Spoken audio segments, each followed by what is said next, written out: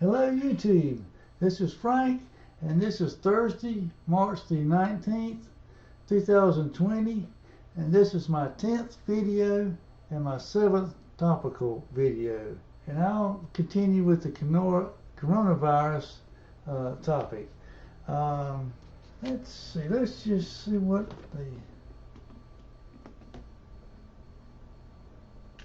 I made a tab in here's my Raspberry Pi. It's just been running, and each day I open a tab so I can keep the web page for that day. Let's see, this is Thursday, March the 19th, and there were they have 10,442 cases and 150 deaths. And over here, my simple model, I had predicting 5,700, and over here the actual cases were 7,000, and for Thursday the 7,448 and 10,400. That's kind of scary.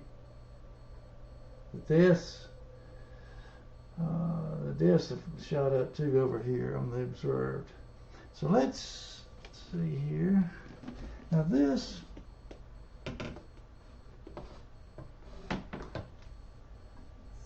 is how how somebody in the science, technology, engineering, or math department may model the exponential growth. But in the business department, in the business school, they have compound interest. And let's just see. Now this is coming up. This is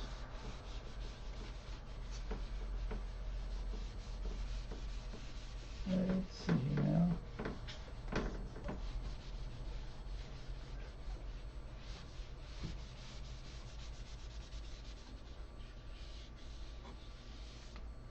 Okay, the formula for compound interest, let's see, is future value equals present value times 1 I to the t. Now I'm just going to assume just a time step of n equals 1, just a simple compound interest, just one step. Let's see, suppose we have Monday,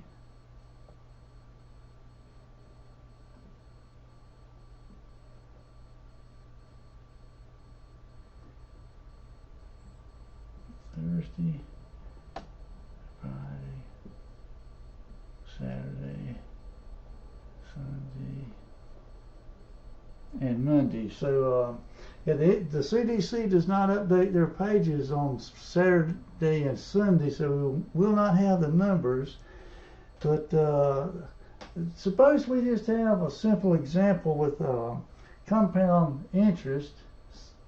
Suppose we had $1,000 on Monday, and we had $1,060 on Tuesday. Well, that's our cases or money or n, or well, x. Let's just call that x. And down here, let's call this t times 0, 1, 2, 3, 4, 5, 6, and 7. So if we wanted to find the interest rate there, we could go 1,060 minus 1,000. 1,000 equals 36.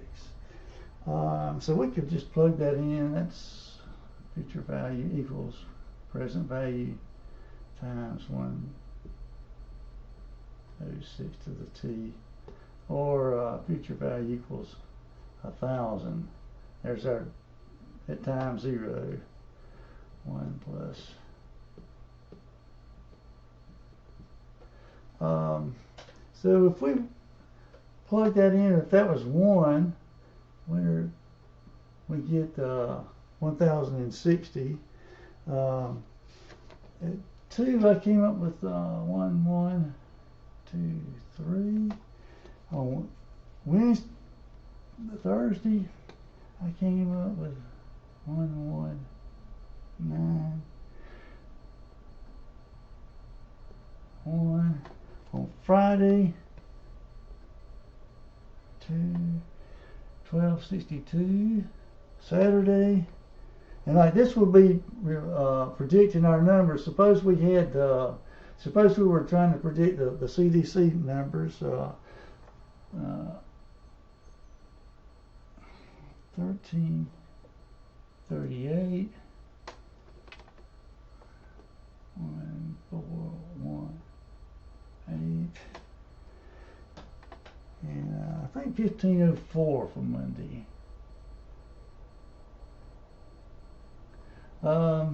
So that would be if you wanted to try to predict the cases on the observed cases on Monday, that would be a simple way to do that. Instead of going through all that